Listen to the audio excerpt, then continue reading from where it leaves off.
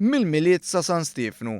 Hekk nistgħu ngħidu għal Fra John Edward Chrétien li x-xahar li għadda nħatar Ministru għall-Affarijiet Barranin u għall-Intern fl-Ordni Sovran Militari u Ospitalier ta' San Ġwan.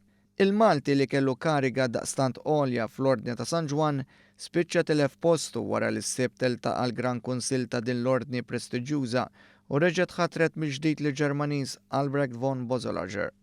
Kollox beda fl-aħħar xhur meta fl-Ordni ta' San Ġwan bdiet ribellion interna kif sar magħruf li fl-2013 fil-Myanmar tqasmu numru ta' kontraċettivi bħala parti mill-ħidma komunitarja li wettaq l-Ordni tal-Kavallieri ta' Malta. Riżultat ta' dan Matthew Fasting offra r-riżenja tiegħu li ma talba ġiet milquha mill-Gran Kunsill tal-Ordni u għalhekk issa trid issir elezzjoni fost il-membri tal-Ordni sabiex jinħatar Gran Mastru ġdid. Fl-aħħar jiem sar magħruf li l-Papa daħal bħala medjatur f'din it-tilwima interna li l-Ordni daħal fiha.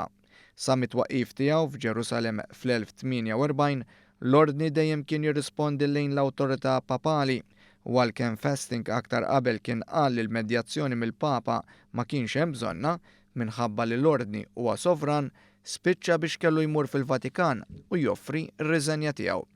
Dak li kien il-Gran Mastru dejjem saħaq li l-Ordni ta' San Ġwan jimxi b'mod sħiħ mat-talim Kattoliku, iżda fittra li ntbatet mill-Papa Franġisku lil Gran Kunsill intqal il-Kap ta' Knisja Kattolika tifittex li jġeddet l-ispiritwalità ta' dawk li jieħdu l-voti bħala kavallieri, fosthom il-voti tal-kastità, il-faqar u l-ubbidjenza lejn il-Papa.